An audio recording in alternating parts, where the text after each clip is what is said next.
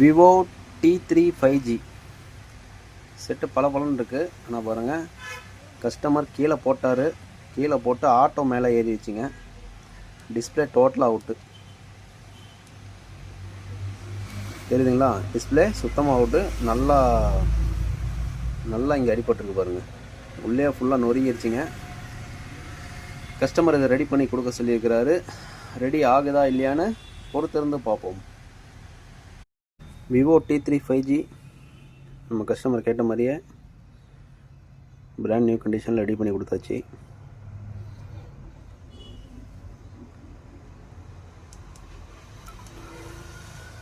Original display போட்டிருக்கோங்க. With ஃபிங்கரும் வேலை செய்யுது.